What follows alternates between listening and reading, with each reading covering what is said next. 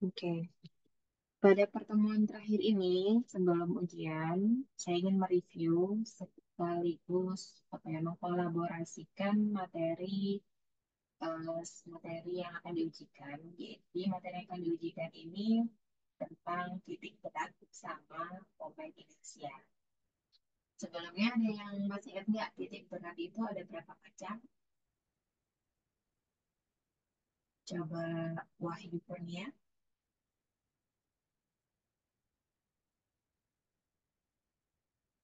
Titik berat ada berapa macam? Jenisnya atau berapa jenis? Suaranya kurang keras, Wahyu Kurnia.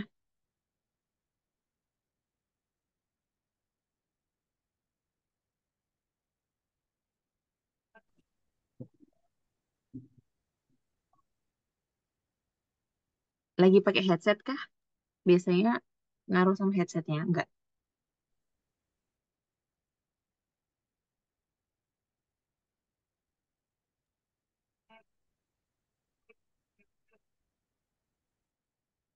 Suaranya kecil sekali ya.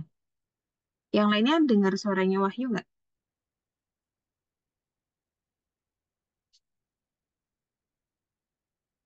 Oke deh.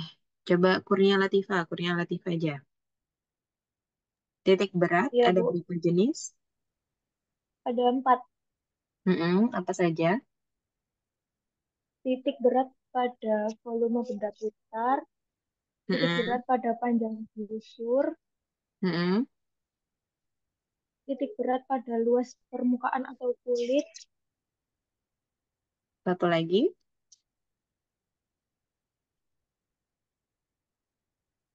titik berat pada luas daerah. Nah, oke. Jadi ya, titik berat ada 4 macam ya yang kita bahas kemarin. Begitu juga sama momen inersia. Jadi di sini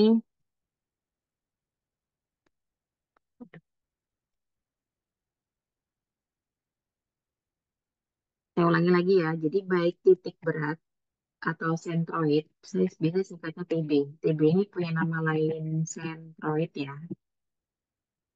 Jadi baik titik berat ataupun momen inersia itu ada 4 jenis ya. Ada yang untuk hmm, ada yang untuk luasan, ada yang untuk volume, ada yang untuk panjang busur, dan ada yang untuk luas permukaan atau kulit.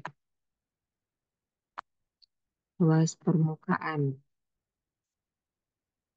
Nah, di sini kemarin kita juga bahas ada bentuk bakunya ya.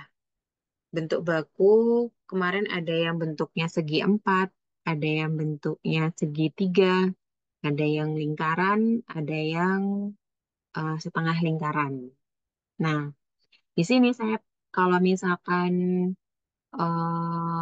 satu bidang dulu deh, misalkan yang terus kita ini mau mempelajari perbandingannya antara rumus yang bentuk baku sama yang dikerjakan dengan menggunakan integral. Jadi bentuk baku untuk segi empat, ini ya. Eh, Kalau segi empat, TB-nya atau sentroidnya itu kan dia di tengah-tengah. Jadi misalkan dia punya panjang P, punya lebar L, maka titik beratnya itu ada di tengah-tengahnya. Titik berat itu kan koordinat X dan Y. Jadi setengah P dan setengah L. Jadi setengah P untuk koordinat X, setengah L untuk koordinat Y. Nah, tapi kalau misalkan momen inersia, masih ingat nggak momen inersia, misalkan dia diputarnya terhadap sumbu X. Coba siapa yang masih ingat? Kalau ada suatu lempengan bentuknya segi empat, kemudian dia diputar terhadap sumbu X, momen inersia IXX-nya, bentuk bakunya, apa rumusnya?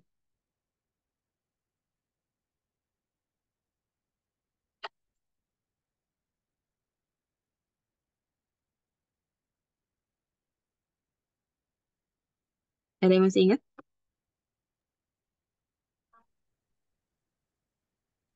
P pangkat 3 L dibagi 3. Kalau diputar terhadap sumbu X, yang dipangkatkan 3, P-nya atau L-nya?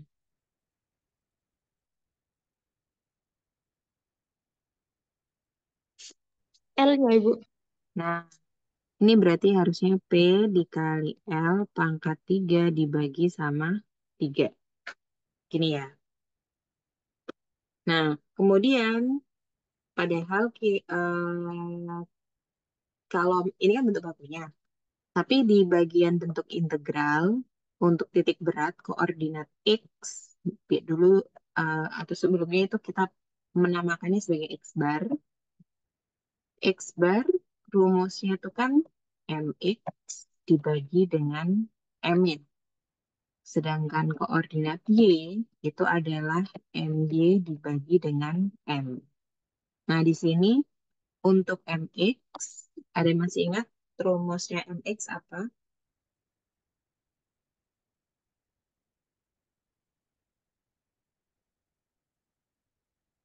Dibuka resumnya ya. Kan tugasnya setiap minggu bikin resum. Coba dibuka resumnya yang udah pernah dibuat, dipelajari lagi. MX itu bentuk integralnya atau rumus integralnya apa?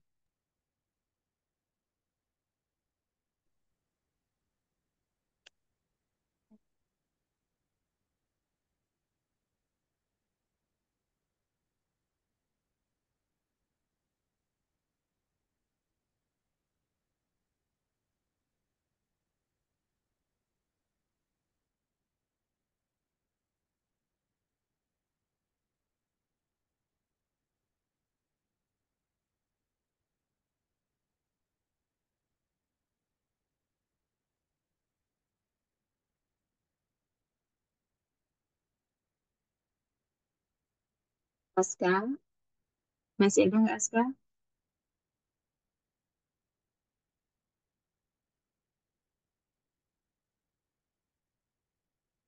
Atau Haidar, Haidar?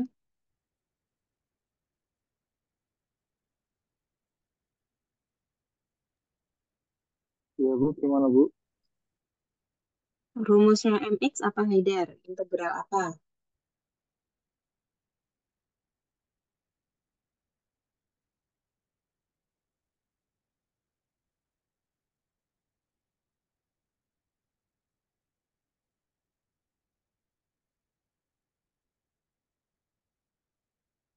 Atau mungkin Wahyu bisa Wahyu?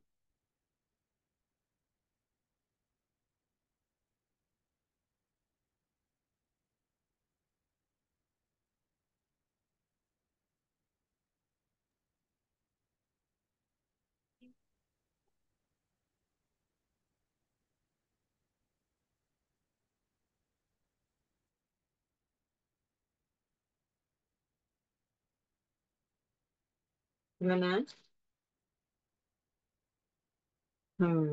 Kurnia Latifah.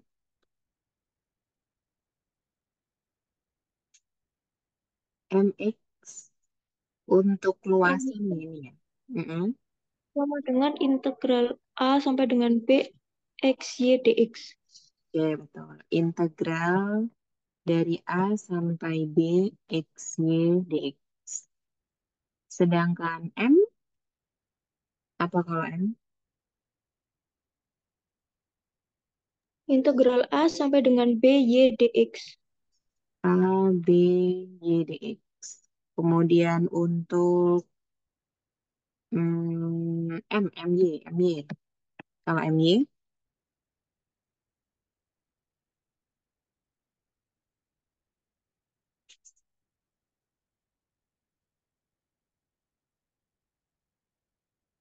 integral MY sama dengan apa? Setengah integral A sama dengan B, Y kuadrat dx. Oke. Setengah integral dari A sampai B, Y kuadrat dx. Ini ya. Nah, ini misalkan kita mau membuktikan ya, apakah betul rumus yang ini yang dengan integral dengan bentuk bakunya ini. Jadi, kalau misalkan bentuknya segi empat, itu kita bisa menganggap sebagai suatu fungsi yang konstan.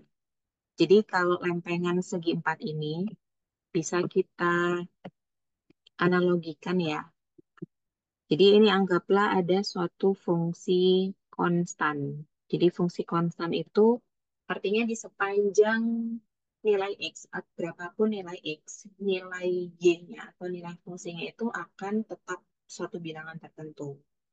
Jadi misalkan dia biasanya dinotasikan sebagai garis lurus ya. Ini lurus gini.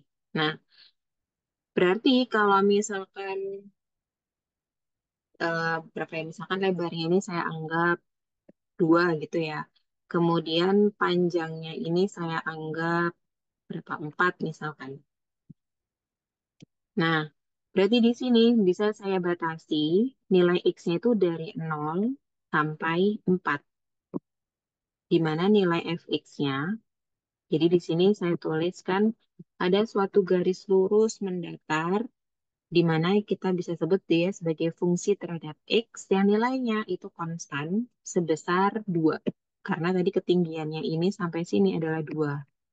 Jadi fx-nya sama dengan 2. Maka kalau kita mau mencari TB-nya atau sentroidnya, kalau berdasarkan bentuk baku, itu kan setengah dikali panjangnya ya. Panjangnya tadi kan 4. Kemudian untuk yang lebarnya atau koordinat Y-nya itu adalah setengah dikali 2. Gini kan ya. Berarti hasilnya adalah 2,1. Artinya koordinat X-nya itu sama dengan 2. Koordinat Y-nya itu sama dengan 1. Di sini akan kita buktikan kalau rumusnya itu juga berlaku untuk yang integral. Jadi pertama kalau mau nyari X bar kan harus ngitung MX. Nah, berarti di sini kalau secara integral, dia berupa integral tertentu. Batasnya itu berarti karena daerahnya ini kan yang mau kita cari, berarti dia batasnya dari 0 X-nya sampai 4. Nih, dari 0 sampai 4.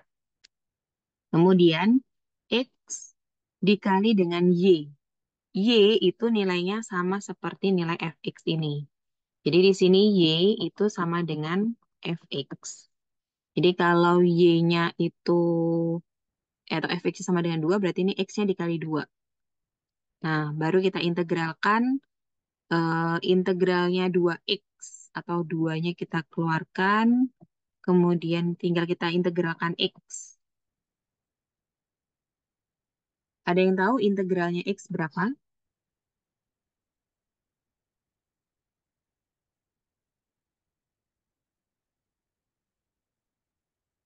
Integral X.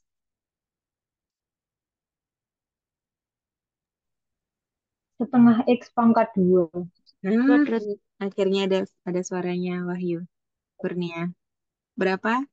Setengah X pangkat 2 ya. Berarti karena ada 2-nya, dikali setengah X pangkat 2. Dari 0 sampai 4. Jadi ini bisa dicoret 2-nya. Atau 2 dikali setengah, hasilnya kan 1. Terus X kuadrat. Berarti X-nya disubstitusi atau diganti jadi 4. Jadi 4 kuadrat dikurangi 0 kuadrat sama dengan 16. Ini untuk MX-nya. Nah, sedangkan untuk M, apa yang belum dihitung? M-nya. M itu kan integral sama dari 0 sampai 4. Di sini rumusnya M kan sama dengan integral Y. Berarti Y-nya kita ganti jadi 2. Nah, sekarang tinggal kita integralkan. Integral 2 berapa? Ada yang tahu?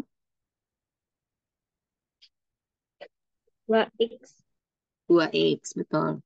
Jadi ini 2X integral dari 0 sampai 4. Berarti 2 kali 4 atau dikurangi 0 ya. Jadi tinggal 4 hasilnya adalah 8.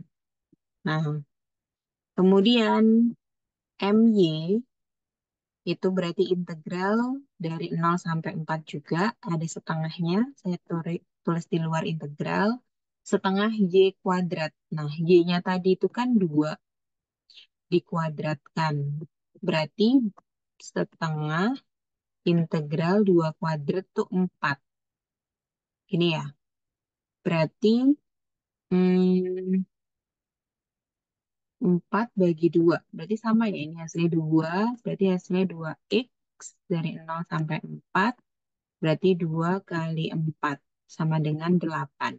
Nah, di sini berdasarkan rumus yang ini tadi,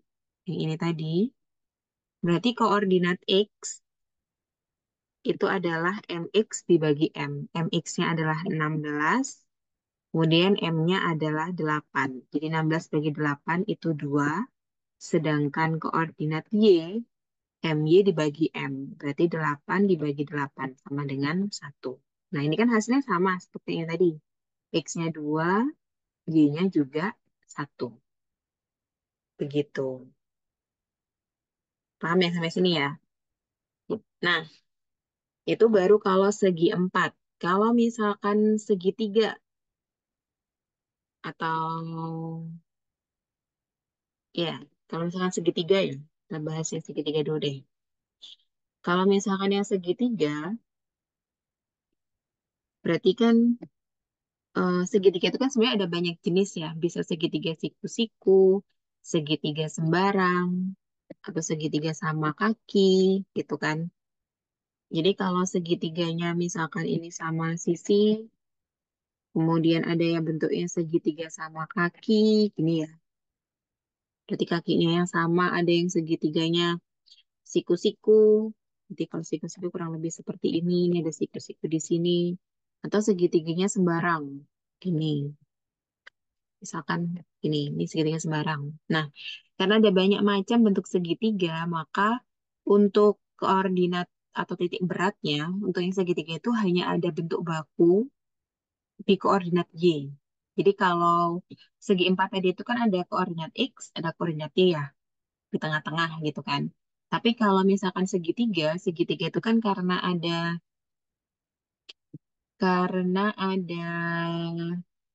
sisi yang mungkin tidak sama, misalkan segitiganya sembarang. Berarti dia cuma punya bentuk baku untuk koordinat Y, di mana besarnya adalah sepertiga dari H, ketinggiannya. Jadi kalau misalkan ini besarnya adalah H, berarti sepertiganya dari H sini. Koordinatnya ya. Nah, kalau misalkan koordinat koordinat X-nya itu tidak bisa kita patenkan bentuknya seperti apa. Karena segitiga sendiri punya banyak jenisnya. Kalau segitiga sembarang, maka kita akan kesulitan menentukan titik tengahnya, titik koordinat X-nya. Sehingga bisa sebenarnya dicari, tapi dengan menggunakan konsep integral yang ini. Jadi bentuk yang ini, mx per m, di mana mx-nya adalah integral x jadi x, kemudian kemudian M-nya adalah integral dari Y, ini bisa kita gunakan. Tapi kelemahannya untuk bentuk integral ini, kita harus bisa mendefinisikan fx-nya apa. Nah, kalau misalkan segitiga, maka kita menyatakan ada dua fungsi, atau di mana fungsi itu punya domain masing-masing. Kita sebutnya sebagai fungsi sepotong-sepotong.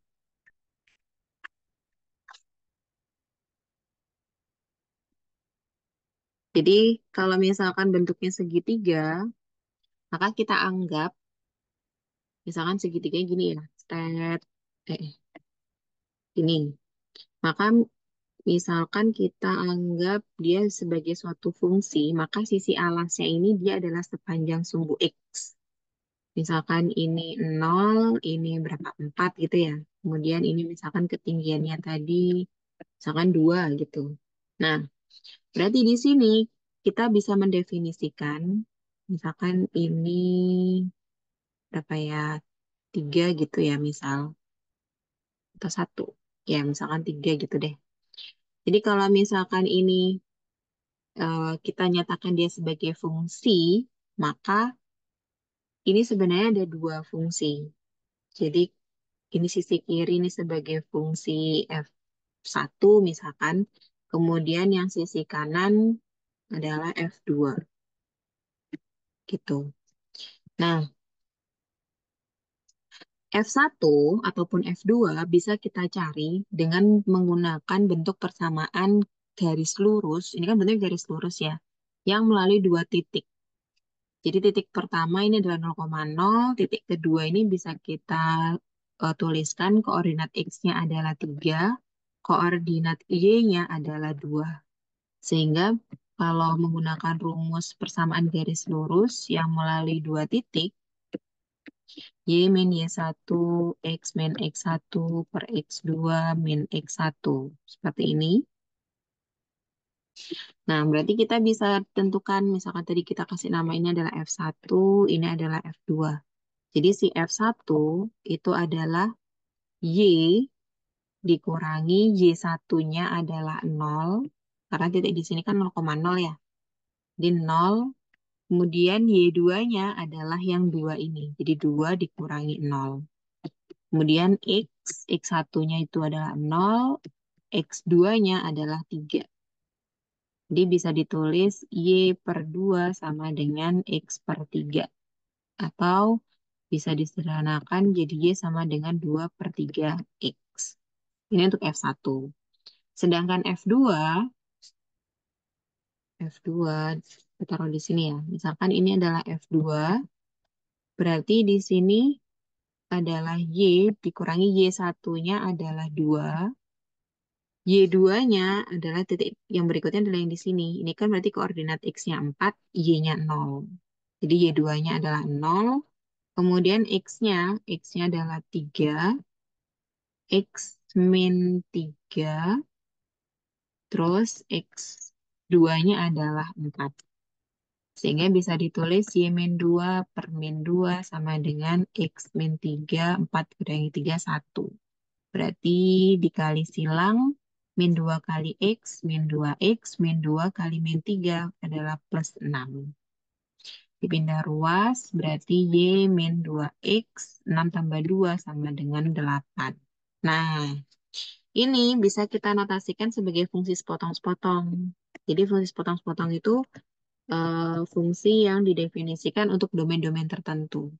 Jadi karena F1 itu hanya berlaku dari 0 sampai 3, ini kan ya, ini kan untuk F1, yang ini untuk F2.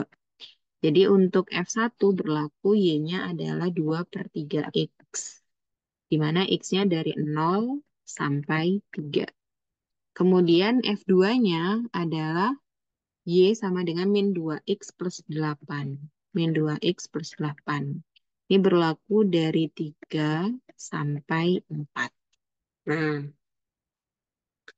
kalau sudah kita definisikan fungsinya, maka kita bisa menggunakan konsep integral tadi. Kita cari mx-nya. Mx-nya berarti ini kan, eh,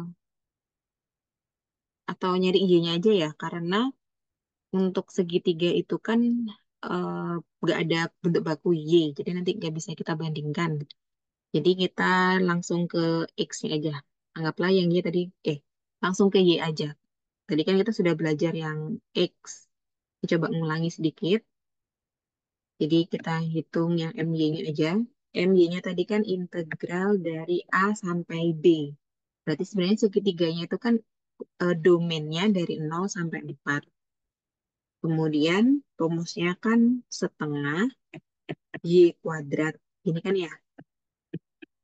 Nah, karena Y-nya atau fx-nya ada 2, maka si integral ini bisa kita notasikan sebagai penjumlahan dari dua integral.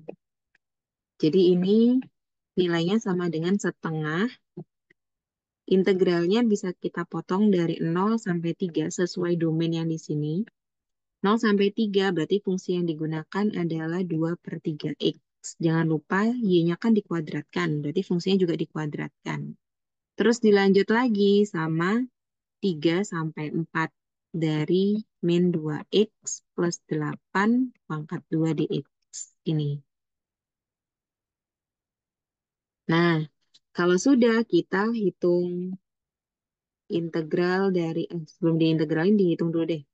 0 sampai 3, 2 kuadrat, 4, 3 kuadrat, 9.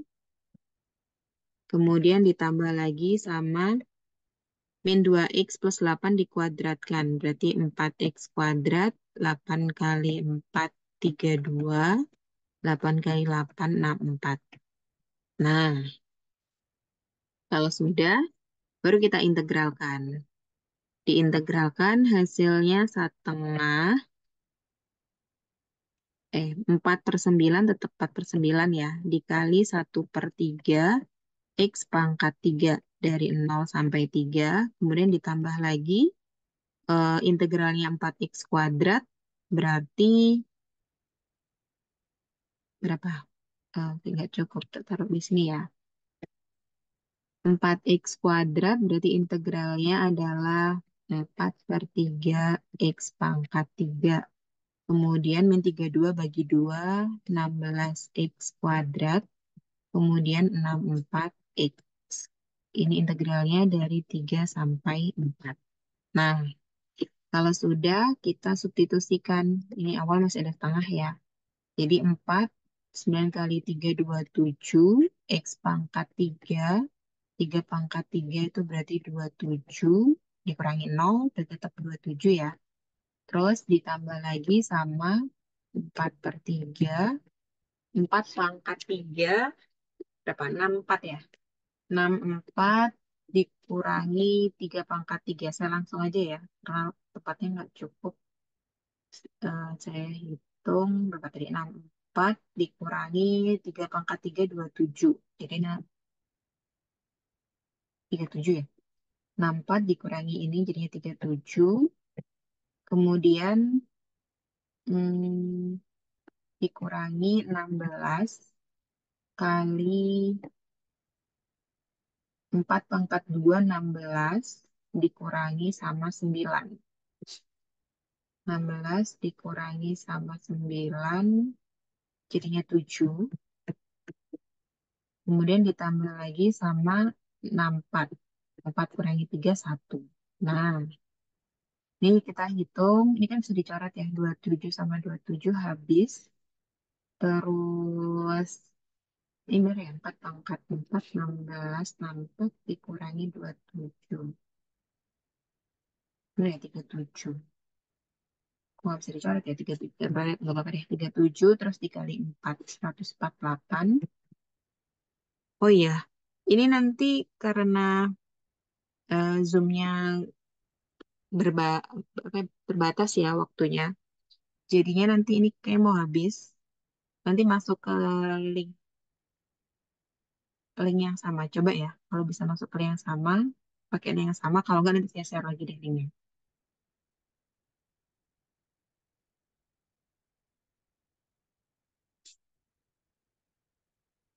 Ini sambil saya hitung, jadinya 112 dikurangi 64